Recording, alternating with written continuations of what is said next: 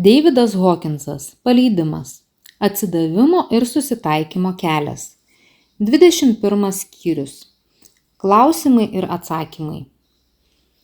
Šiame skyriuje pateikti atsakymai į tipinius klausimus, kurie per pastaruosius metus buvo užduoti per mano paskaitas ir seminarus įvairiose pasaulio šalyse. Religiniai ir dvasiniai tikslai. Paleidimo praktika padeda plėsti sąmonę ir siekti dvasinių bei religinių tikslų. Pirmiausia pasakysiu, kad paleidimas neprieštarauja jokiai religijai ar dvasiniai tradicijai, jokiai filosofijai ar metafiziniai pozicijai. Paleidimo praktika nėra dvasinis mokymas. Tai yra technika, kuri padeda geriau suprasti save ir skatina dvasinį augimą. Paleidimas – humanistinė praktika, plečianti mūsų gebėjimą mylėti save, kitus žmones ir Dievą. Paleidimo praktikos esmė – atsisakyti savo mažojo aš ar ego, kad atsiskleistų ir suspindėtų tikrasis aš. Panašaus tikslo padeda siekti ir religijos.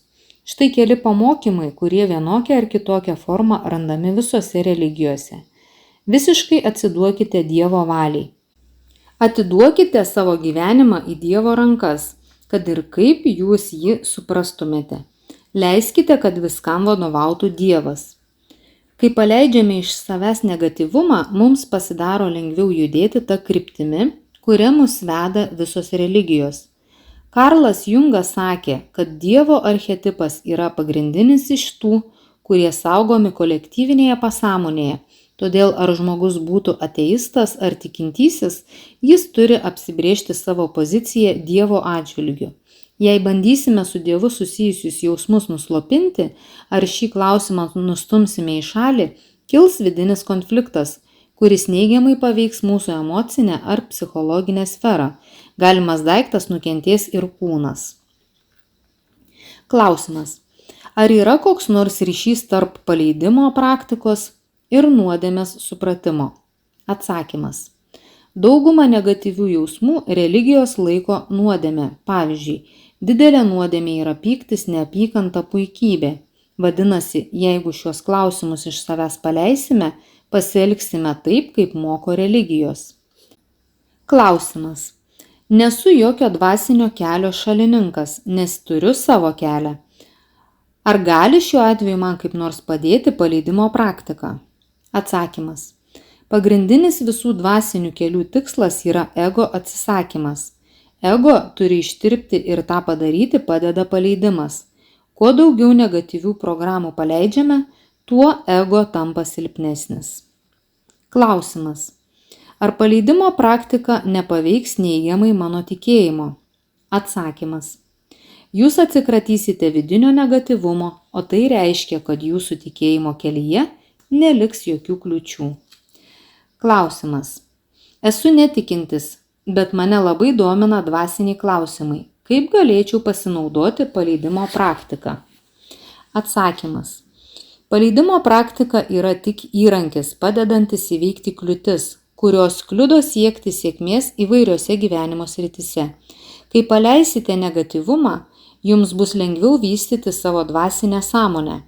Žmonės, kurie praktikuoja paleidimą, pamilsta save nepriklausomai nuo išorės sąlygų ir savyje randa dvasingumo šaltinį. Argi kas nors gali būti nepatenkintas tokiais atradimais? Klausimas. Atsisakiau religijos prieš daug metų, nes ji vertė mane jausti kaltę, kad nesu toks, koks turėčiau būti. Kokio rezultato sulauksiu, jeigu pradėsiu praktikuoti paleidimą? Atsakymas. Apklausos rodo, kad dėl tos pačios priežasties religijos atsisako daug žmonių. Jie nenori jaustis kalti, o paleidimas padeda kaltės jausmo atsisakyti. Tai reiškia, kad paleidimas padėtų žmonėms būti ir religingiems, ir nesijausti kaltiems.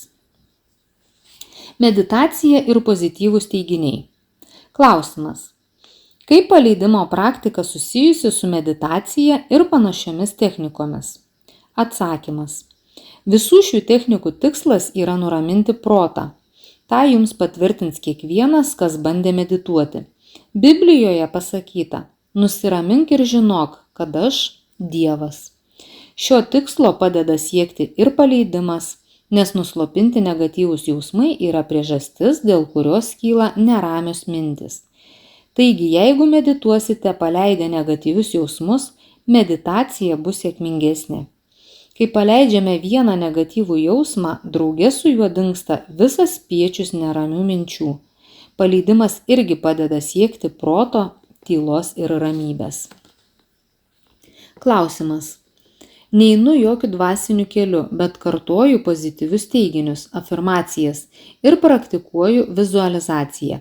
Ar man padės paleidimas? Paleidimas jūsų pozityvius teiginius padarys kur kas veiksmingesnius. Kai kartojame ar rašome pozityvius teiginius, pasąmoningos programos veikia priešinga kryptimi. Pavyzdžiui, pasakome, kad galime ką nors padaryti, bet iš karto sąmoningai ar nesąmoningai tariame savo taip, bet tokiu būdu pozityvų teiginį paneigiame. Kai negatyvumas bus paleistas, pozityvių teiginių niekas nesusilpnins. Psichoterapija. Klausimas. Dabar lankau psichoanalizės seansus, kurie man brangiai kainuoja. Ar psichoanalizė būtų veiksmingesnė, jeigu pradėčiau praktikuoti paleidimą? Atsakymas. Psichoanalitikai, kurie yra susipažinę su paleidimo praktika, jai pritarė. Kai paleidžiame vidinį negatyvumą, psichoanalizė tampa veiksmingesnė, nes tada tarp psichoanalitiko ir gydytojo neužsimezga negatyvus emocinis ryšys. Taip vyksta pasąmonės lygmenyje. Paleidimo praktika labai naudinga ir patiems psichoanalitikams, nes padeda atsikratyti streso ir negatyvių jausmų, kurie susikaupė jų darbo metu. Klausimas. Aš lankau grupinės psichoterapijos seansus. Įdomu, kaip man gali padėti paleidimo praktika? Atsakymas. Paleidę negatyvius jausmus ir lankydami grupinę psichoterapiją sulauksite tokių pat rezultatų kaip ir individualios psichoterapijos atveju. Klausimas. Esu jungiškos krypties psichoterapeutas. Kaip galėčiau pritaikyti paleidimo praktiką savo darbe? Atsakymas. Paleidimas padeda išvengti negatyvaus kai kurių archetipų poveikio, nes archetipai iš esmės yra programos sudarytos iš minčių bei jausmų ir juos galima paleisti kaip ir kitą negatyvumą. Alkoholizmas ir narkomanija. Klausimas. Lankau anoniminių alkoholikų grupę. Kaip mums visiems galėtų padėti paleidimo praktika? Atsakymas. Patirtis rodo, kad paleidimas labai palengvina anoniminių grupių darbą, kurį sudaro 12 žingsnių. Ypač 3 žingsnį. Atiduodame savo valią ir gyvenimą Dievui, tokiam, kaip jį suprantame. Anoniminių grupių nariai nesupranta, kaip žengti šį žingsnį, bet jeigu ima praktikuoti paleidimą, pasiekia nuolankumo ir susitaikymo būseną, o būtent tai ir yra atiduoti savo gyvenimą Dievui. Atidavę gyvenimą Dievui, susilpniname savo ego, o potraukį alkoholiui ar narkotikams jaučia būtent ego arba mažasis aš.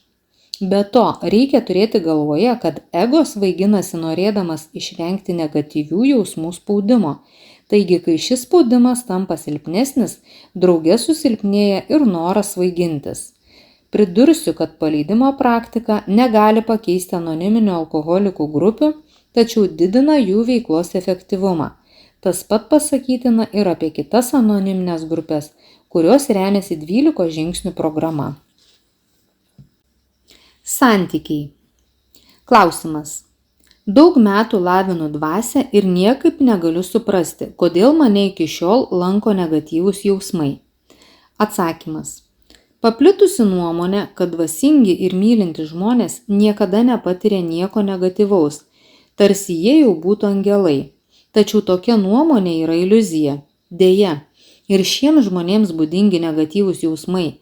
Maža to, kai tokie jausmai ima spausti, jie suirsta ir pasijunta kalti. Tačiau reikėtų suprasti, kad jausmai ateina ir praeina, o ketinimas lavinti dvasią yra ilgalaikis. Paleiskite kaltės jausmą, kad jūs dar nesate tokie, kokie norite būti. Būkite atjautus savo žmogiškai prigimčiai, nervų sistemai ir smegenų funkcijoms. Ir žinokite štai ką. Dangiškos ambicijos mūsų šventaisiais nepadaro. Klausimas. Darbe vienas kolega nesusitvarko su savo pareigomis. Kiekvieną kartą, kai atsiduri šalia jo, pajuntu stiprų nepasitenkinimą, bet paskui mane ima graužti kaltė, kad leidau įsiskverbti šiam negatyviam jausmui. Kaip man šioje situacijoje galėtų padėti paleidimas? Atsakymas. Darbe žmonės stengiasi slopinti negatyvius jausmus ir jų nerodyti, tačiau tai nėra išeitis, nes nuslopinti jausmai niekur nedingsta ir kelia nereikalingą įtampą. Todėl pripažinkite negatyvų jausmą, leiskite iškilti jam į paviršių ir tada jį paleiskite. Klausimas. Kai kurie negatyvūs jausmai vis kartojasi, nors aš nuolatos praktikuoju paleidimą. Kodėl taip yra? Atsakymas. Paanalizuokite savo poelgius ir nustatykite, kurie iš jų kartojasi dažniau negu kiti. Galimas daiktas pamatysite, kad negatyvius jausmus išprovokuoja kai kurie šabloniški poelgiai. Kai pakeisite savo elgesį, neliks ir negatyvių jausmų. Klausimas. Ką daryti, jeigu negatyvaus jausmo paleisti nepavyksta? Atsakymas. Kartais negatyvius jausmus trukdo paleisti karma.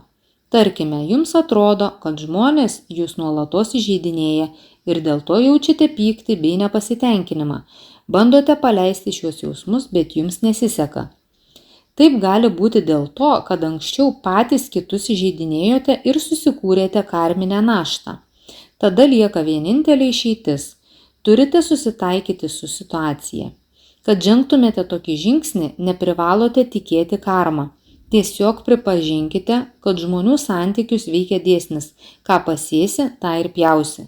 Galų gale mes juk ne šventieji ir mūsų gyvenime pasitaiko visko. Klausimas. Esu mokytojas ir kartais kai kurie mokiniai mane erzina. Norėčiau šį jausmą nugalėti, nes tada mokiniams būsiu naudingesnis. Ką galėtumėte man patarti? Atsakymas. Kai suirstate, pripažinkite tą faktą ir pasistengkite suprasti, kad susierzinti nėra blogai. Tai žmogiška būsena. Tegu visas susierzinimas iškyla į paviršių, bet neduokite šiam jausmui jokio pavadinimo ir nesipriešinkite jam. Paskui paklauskite savęs, ar esate pasiruošę jį paleisti. Tada jausmo energija dažnai išsisklaido. Klausimas. Mano santuoka sėkminga, bet pasitaiko situacijų, kai jaučiuosi suirzusi ir nusivylusi. Kartais nesutinku su savo vyru ir dėl to man būna nesmagu. Kaip man šių negatyvių jausmų išvengti? Atsakymas. Visą laiką sakau, kad susierzinimas yra normali žmogiška būsena. Patyrinėkite, kokia yra susierzinimo priežastis. Gal nesutarėte dėl visokių buitinių smulkmenų, ar skiriasi jūsų abiejų požiūris į šeimos finansus? Pirmiausia, atsisakykite įpročio vertinti savo sutuoktinio požiūrius ir įpročius. Paleiskite įsitikinimą, kad jūsų įpročiai ir įsitikinimai yra vieninteliai teisingi. Leiskite sutuoktiniui būti tokiam, koks jis yra. Klausimas. Kartais santykius sužlugdo visokios smulkmenos. Partneriai nori vienas kitą pakeisti ir svaidosi abipusiais kaltinimais. Kaip jiems rasti bendrą kalbą? Atsakymas. Pirmiausia, pripažinkite, kad santykiuose pasitaiko ir pakilimų, ir nuopuolių. Išmokite pasijuokti iš savo trūkumų. Humoras padeda. Palinkėkite kitiems žmonėms būti laimingiems ir tada patys būsite laimingi. Nesistengkite kitų žmonių kontroliuoti, nesmerkite jų ir nekaltinkite. Nesitikėkite, kad jie pasikeis. Paleiskite tokius lūkesčius ir sudarykite savo trūkumų sąrašą. Bus linksma skaityti. Nuspręskite nekreipti dėmesio į aplinkoje ir santykiuose esantį negatyvumą. Būkite tolerantiškesni ir jūsų santykiai taps sklandesni. Klausimas. Ką galite pasakyti apie negatyvius jausmus, kurie kyla tėvams, kai jie bendrauja su savo vaikais? Atsakymas. Suaugusieji toleruoja vaikų išdaigas pagal savo etinės pažiūras, vaikų amžių, kultūrinį kontekstą ir kitus veiksnius.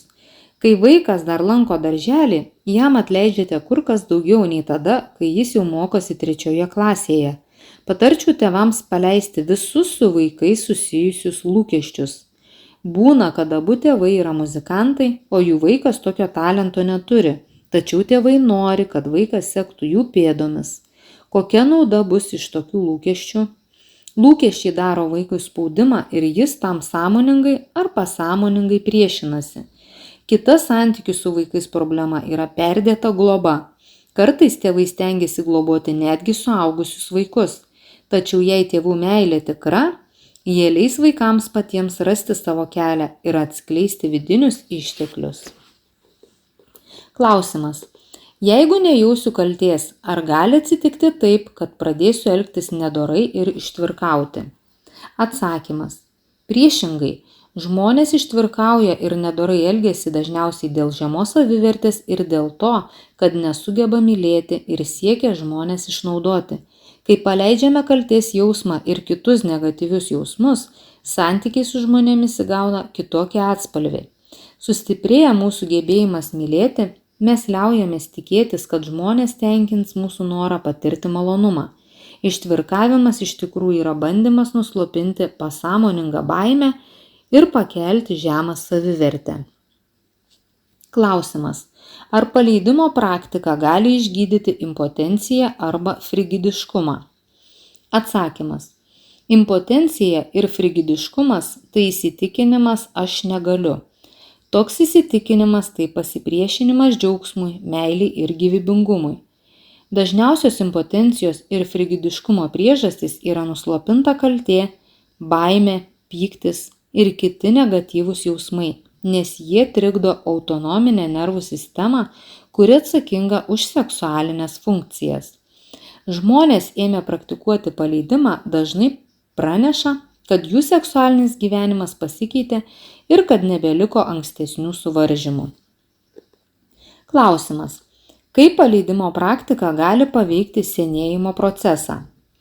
Atsakymas. Senėjimas tampa, sakyčiau, elegantiškas. Paprastai su amžiumi ima silpnėti visos kūno funkcijos – rega, klausa, judrumas ir taip toliau.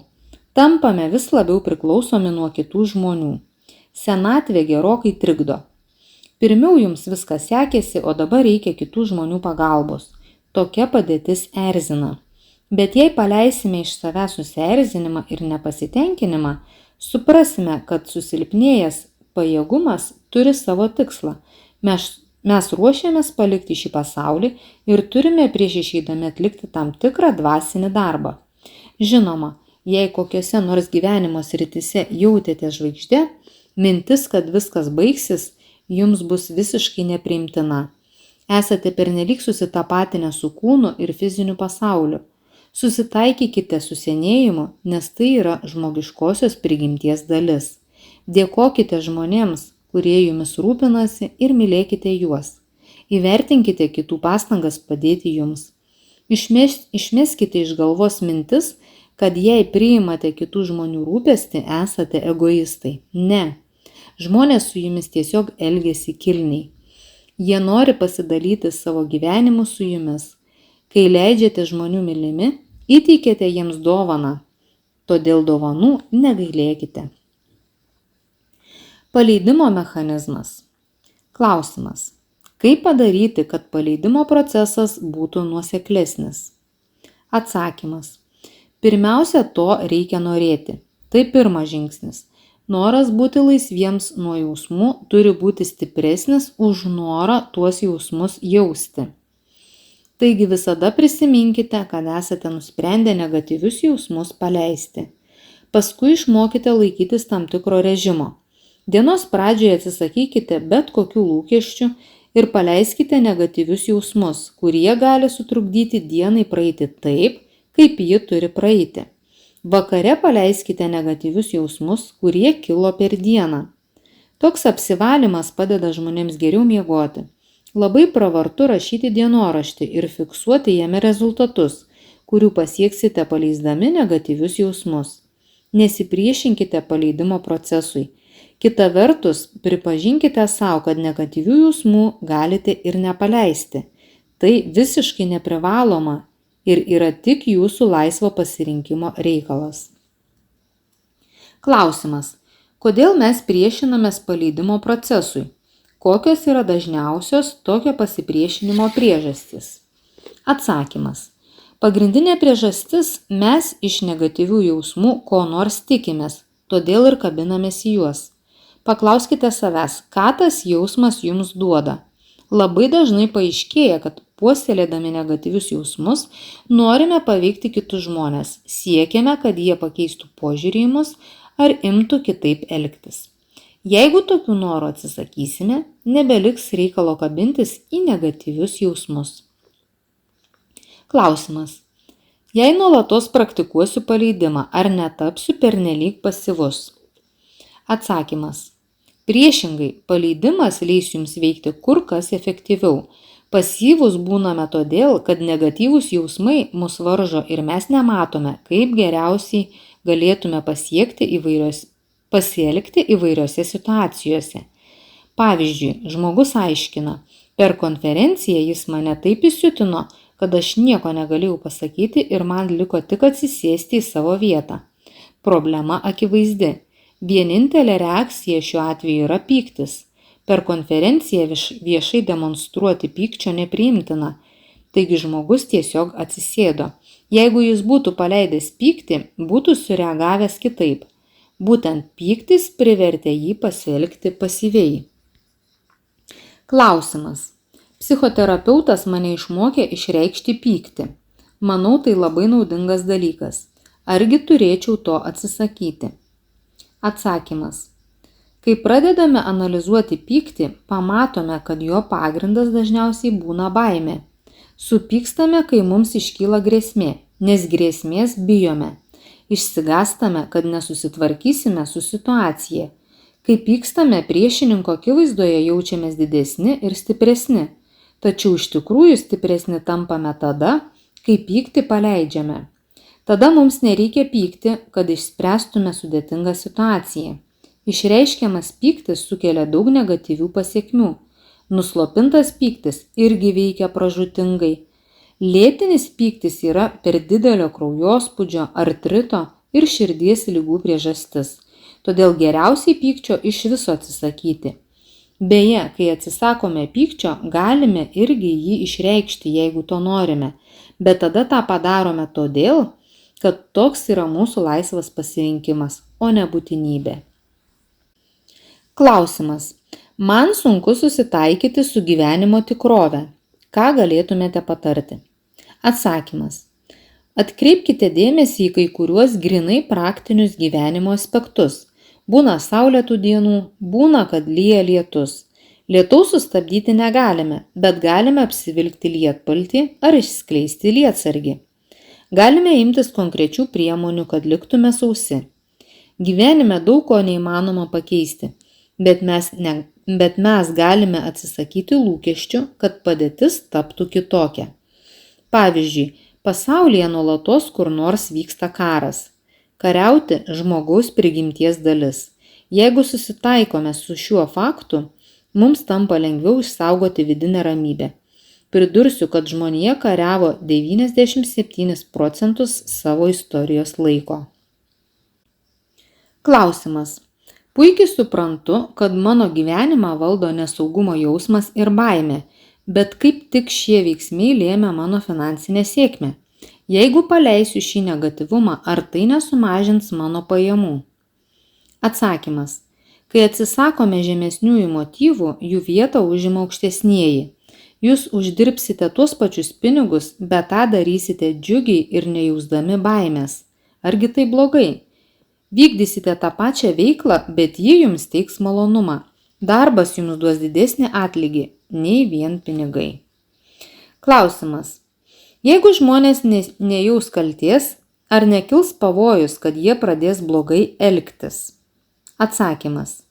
Rūpestis žmonėmis ir meilė yra kur kas geriau negu kaltės jausmas, nes kaltė slopina mūsų veiksmus. Kuo daugiau mes skleidžiame meilės, tuo daugiau naudos duodame kitiems žmonėms ir pasauliui. Be to, kai imame rūpintis kitų žmonių gerovę, plečiasi ir mūsų pačių gerovė. Kaltės jausmas neapsaugo žmonių nuo blogų poelgių. Nuo blogų poelgių apsaugo meilė. Klausimas. Mano bloga atmintis.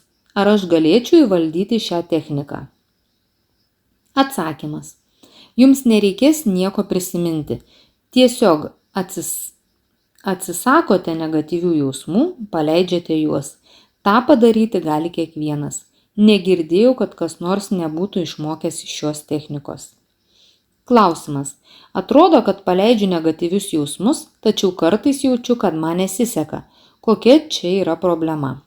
Atsakymas. Patyrinėkite savo jausmus ir mintis. Ar nesipriešinate paleidimo procesui? Jeigu toks pasipriešinimas yra, pripažinkite jį, leiskite jam iškilti į paviršių ir tada paleiskite. Suformuluokite aiškų ketinimą būti laimingesni, ramesni ir skleisti daugiau meilės. Atsidavimas galutiniai gyvenimo tikroviai. Klausimas. Jūs kalbate apie galutinę gyvenimo tikrovę. Kas tai yra ir kaip ją patirti? Atsakymas. Tai yra paskutinis akordas.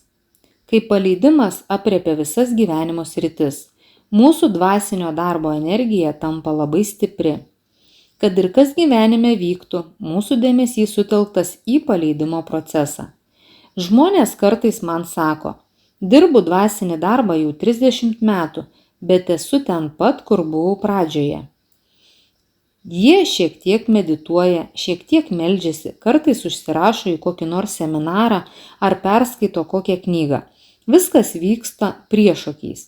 Esate labai užimti ir tiesiog renkate informaciją, kurią vieną dieną planuojate panaudoti. Bet ateina laikas, kai atsidavimas tiesai tampa visa apimantis. Einate pasitikti savo likimo ir tai vyksta tiesiog automatiškai. Jūs valdo karminiai įsipareigojimai. Paleidžiate visus negatyvius jausmus, kurie kyla, ir tai vyksta per tūkstantąsias sekundės dalis. Jausmas iškyla į paviršių ir paskui jūs palieka. Procesas vyksta nepertraukiamai.